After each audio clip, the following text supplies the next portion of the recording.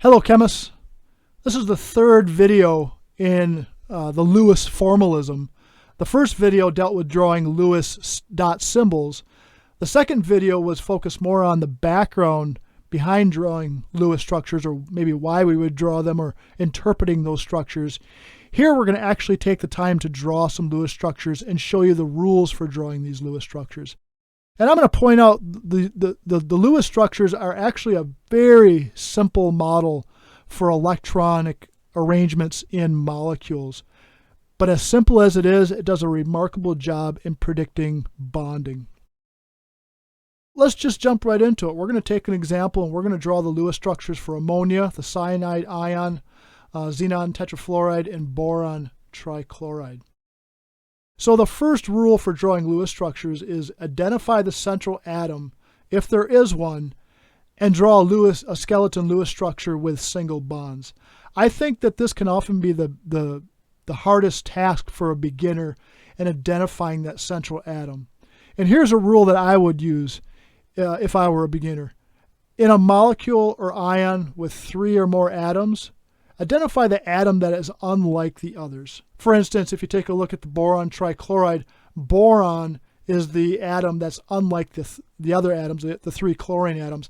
I'm going to guess that this is my central atom. The same for xenon in xenon tetrafluoride.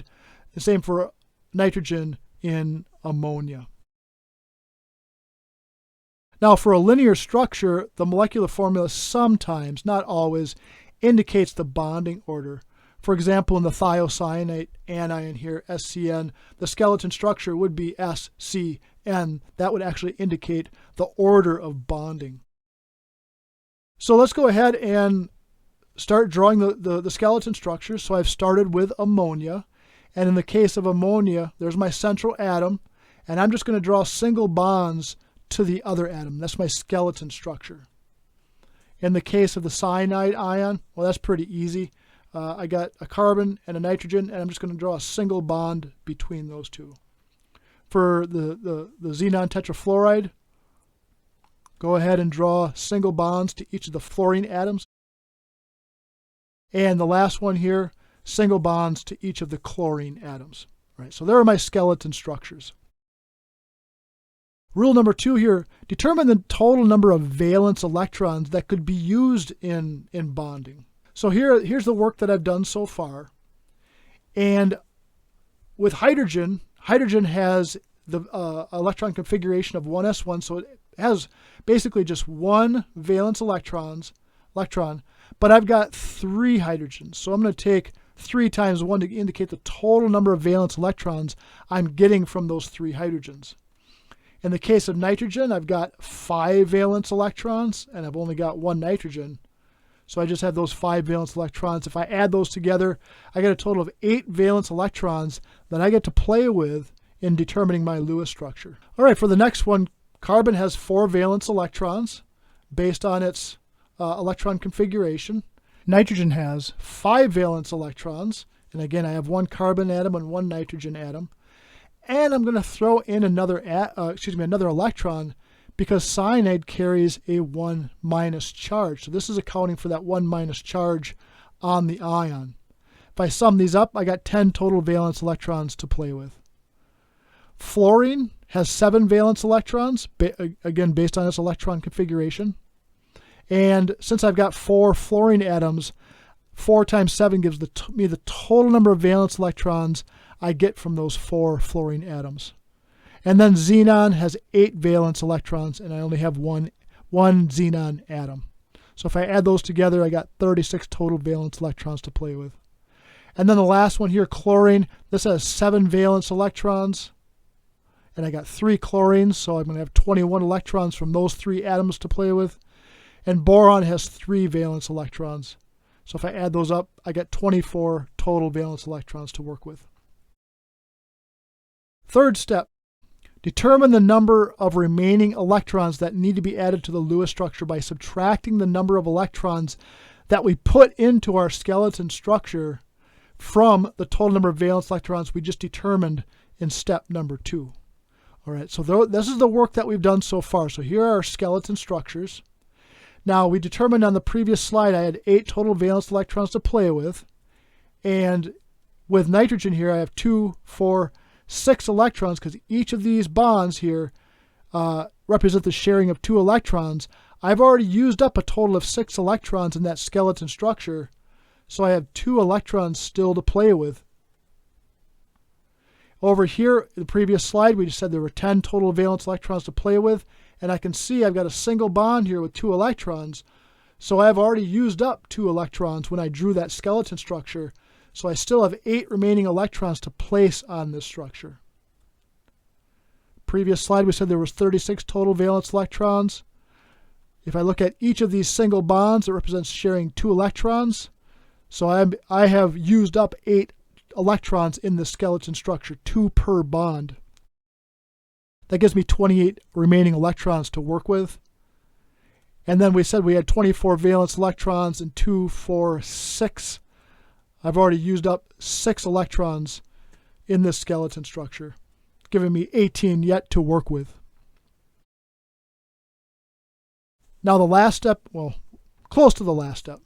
Place the remaining electrons as lone pairs to satisfy the electron requirements. In other words, try to achieve octets on atoms, duets on hydrogens, and so forth for each atom. And then ask yourself, does the structure make sense?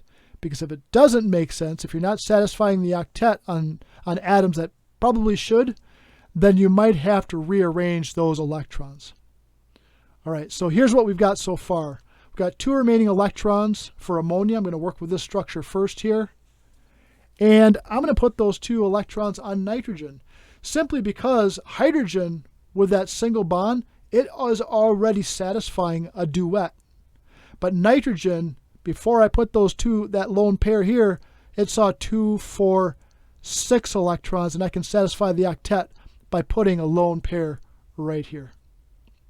So nitrogen now satisfies the octet, and those hydrogens satisfy a duet. This next structure here, we got all kinds of possibilities where we can put those lone pairs. I'll just show you a couple here. I think we've got one more that we could probably work with, and then variations from there. But one way that I could put those 8 remaining electrons is to give 4 to carbon and 4 to nitrogen. Remember, I'm putting those down as lone pairs here. Now, if I look at this structure here, I see 2, 4, 6 electrons. Nitrogen does not satisfy the octet rule. And neither does carbon, 2, 4, 6 electrons. So already I can tell that I'm still going to have to improve this structure. I suppose what I could have done is written a structure like this, where I put 3 lone pairs on carbon, because carbon now sees 2, 4, 6, 8 electrons. That satisfies the octet rule. But I'm even worse off compared to this structure on the left with nitrogen, because it sees 2 and only 4 valence electrons. So nitrogen does not satisfy the octet rule, but carbon does so far. Regardless, either way, both of these structures are not good enough. I need to satisfy the octet rule on both of those atoms. So one way we could think about this, or do this, is maybe take one of these lone pairs and move it in as a bond. In that case, you'd be increasing the number of valence electrons, or at least what those atoms would see as valence electrons.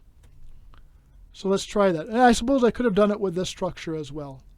So let's say you move this lone pair in, or I suppose you move this lone pair in, you're going to end up with this structure. And from carbon's perspective, 2, 4, 6, 8 electrons, that satisfies the octet rule. From nitrogen's perspective, 2, 4, 6, well, I'm getting closer. I'm getting closer. So nitrogen does not satisfy the octet rule. Carbon does. So I'm going to do one more thing. Maybe what I could do is take this lone pair and move it in as a bond. I don't want to take this lone pair because I'm actually making things worse from carbon's perspective, and I'm not improving nitrogen. Because if I've got a triple bond to nitrogen with no lone pairs, nitrogen is still only going to see 2, 4, 6 electrons. So I'm going to take this lone pair and move it in as another covalent bond. And that's what I end up with here. So after moving these electrons in as the lone pairs in to form bonds, Carbon now has 2, 4, 6, 8 electrons. That satisfies the octet rule. Nitrogen, 2, 4, 6, 8 electrons. That satisfies the octet rule. So both of these atoms now satisfy the octet rule. And again, this is an ion, so I'm going to throw some brackets around this, and then in the upper right-hand corner indicate 1 minus, or just minus, to indicate the charge in that ion. Now for this structure here, I'm going to start plunking down lone pairs around these fluorine atoms. You're going to find with these halogens, for the most part, especially if they're on the periphery and they're not central to a molecule, they're going to actually experience 3 lone pairs. So if this fluorine atom, for instance, and it'll be the same on the other 3, 2, 4, 6, 8 electrons, each fluorine now satisfies the octet rule. These lone pairs that I put down 6 per fluorine, 6 electrons per fluorine. I've got a total of 4 fluorines. That means I have used up 24 electrons. I still have 4 left to put down. Well, I don't want to monkey around with fluorine because I've already gone ahead and satisfied the octet rule. So what I'm going to do, so we've got the octet rule on those fluorine atoms. What I'm going to do is put those on xenon. And from xenon's perspective, it sees 2, 4, 6, 8, 10, 12 electrons. And if you think back to the previous video when we were talking about the rules for drawing Lewis structures, xenon is in period 5, and it can exceed the octet rule because it has access to d orbitals. This last structure, again, here's a halogen. I'm just going to start plunking down electrons so that each of these chlorine atoms sees 2, 4, 6, and 8 electrons. They've satisfied the octet rule. And matter of fact, since I put 6 electrons on each chlorine, I got 3 chlorines. That means I have used up all of my electrons.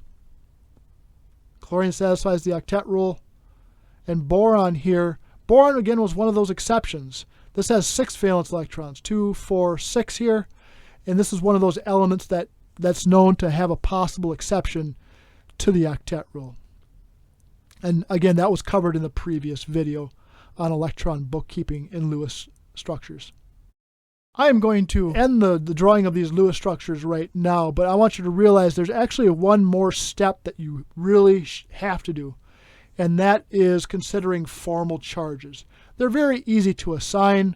I'm not going to do it here because I think we've got at least the basics down, but the formal charges are really important. At the very least, it will help you, formal charges will help you identify if you've made a mistake in drawing your Lewis structure. Maybe we can end this video asking or figuring out maybe why Lewis structures are important. Well, like I've already said, as simple as this model is, it does a really good job predicting covalent bonding in molecules and electron arrangements. And it's also the starting point to predicting molecular geometry, meaning the shape of molecules. And it's also used heavily in understanding chemical reactions. So consider ammonia and water. Now we've seen this reaction before when we were naming covalent compounds and talking about acids and bases. But what can happen here is nitrogen with its lone pair, it's electron rich, it can donate those electrons to a hydrogen. And the electrons that are involved in this bond can actually then be associated with this oxygen atom. This actually forms the definition of a certain definition, the Lewis definition for acids and bases, where in this case a Lewis base is an electron pair donor, a Lewis acid is an electron pair acceptor.